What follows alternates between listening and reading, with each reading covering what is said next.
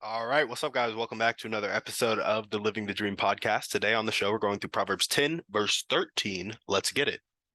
On the lips of him who has understanding, wisdom is found, but a rod is for the back of him who lacks sense. So, baseline interpretation of this: seek first to understand if you want that wisdom, and also lacking understanding leads to correction. It leads to that punishment. It just leads to negative things because you go off track because you don't understand, and you need that rod on your back to get back on track. So I know that was a lot of back, but lacking understanding is going to lead to your correction.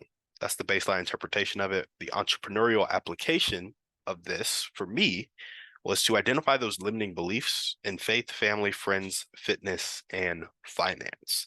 And so the reason I go there is because when I'm talking seek first to understand, if you understand yourself, if you understand the world, if you understand the people around you, a lot of those limiting beliefs start to dissipate.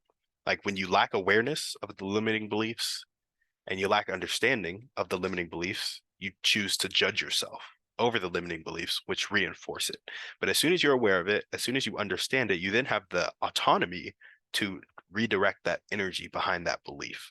And so a lot of people who feel certain types of ways about fitness, for example, they're like, ooh, I can never lose weight.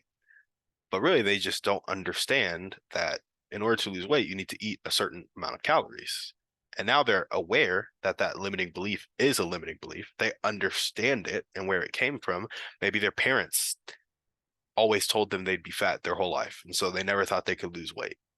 But now that they are aware of it and they understand it, they can redirect that energy because they understand, hey, not only is this not true, but I can lose weight by simply being in a calorie deficit. That's not the case for all people who are overweight, but that's one particular case of how a limiting belief, when you start to understand it, when you start to be aware of it, you can redirect that energy with more truth behind it. So that's why it's good to seek understanding with yourself, with the people around you. And then in business, it's very similar. People may be like, man, I can never buy a business, because buying a business, you have to be a beast. You have to have all this experience. You have to have all this money. It's so expensive. But really, when you read Buy Then Build, you'll figure out that it costs the same amount of money to buy a business as to buy your first home. And so when you track it back, you may find that you just viewed entrepreneurship as extremely risky when maybe it's not as risky as you thought it was. And so getting awareness of the fact that you view it as extremely risky when that may not be true, and understanding why you view it as extremely risky. Maybe your parents had a business fail right in front of your eyes and your family was in poverty for a couple of years because of entrepreneurship. You can now redirect that energy towards, oh, I can buy a business, right? So that's how it works in entrepreneurship. I can market, I can sell. There are so many ways these limiting beliefs pop up in our lives. You have to ask yourself how they're holding you back from becoming who you want to become and impacting who you want to impact. So where has this shown up in my life? Asking myself questions about why I do what I do, and then not judging myself. And the not judging myself piece is difficult.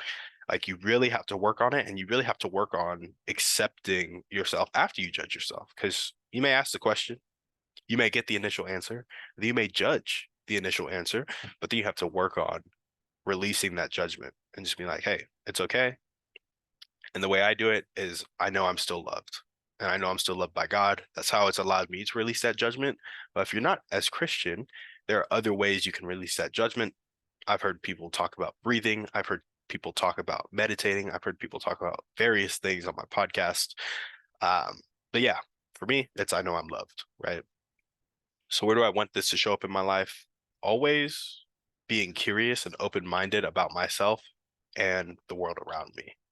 I think right now I'm pretty locked in on entrepreneurship and business. And so I miss a lot of the little things in life, a lot of I don't know, it's just how the world works that might actually help me with some of my own limiting beliefs around joy, around peace of Christ, around health, around all of these things, right?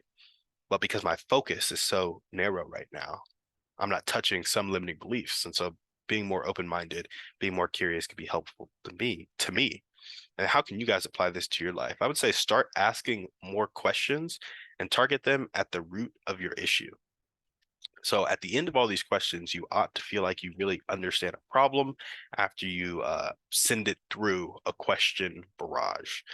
So basically, if you're having an issue in your life and you're like, I don't really know why this works, how it works, and I think I can't, or I won't, or I'll never. If you have any of those negative kind of phrases before an aspirational thing, you're already limiting yourself. When you say I can't, you're limiting yourself. I won't, you're probably limiting yourself. I'll never, people like me aren't, all of that stuff.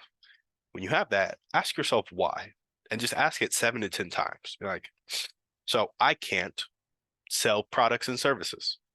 Why can't you sell products and services? Well, I'm not good at sales. Well, why aren't you good at sales? Well, I never practice. Well, why'd you never practice? Well, my parents told me that being a salesperson was sleazy. Why'd your parents tell you this? Being a salesperson was sleazy. Well, the salespeople that always came to us used pressure tactics. Why'd they use pressure tactics? Well, they didn't have a very good product and service. Why didn't they have a good product and service? Well, they didn't do the work to make sure they had a good product and service, and they didn't take the time to understand the people around them. And so because they weren't filling a need, they had to use pressure tactics. But if you're fulfilling a need, maybe you won't have to use pressure tactics. And so that's just a way that asking why can get to the root of something. And again, that's one example. That's probably not the example for you, because more people, for me, it was money, right? I thought that spending money was painful. And because spending money was painful, when I sold somebody something and I would project that belief onto them, I would be causing them pain because I would be causing them to spend money. And good people don't cause people pain. And that was the limiting belief for me. I had to, when I became aware of that and I understood that, I redirected that energy to people spend money on stuff they like. I'm not twisting anybody's arm. I'm filling a need. And if you want that need filled, then you will spend the money just like you go to the store and you buy clothes. It's the same thing, right? So that's what I got for you guys today. Thank you so much for watching. We will see you on the next one. And on that note, we're out.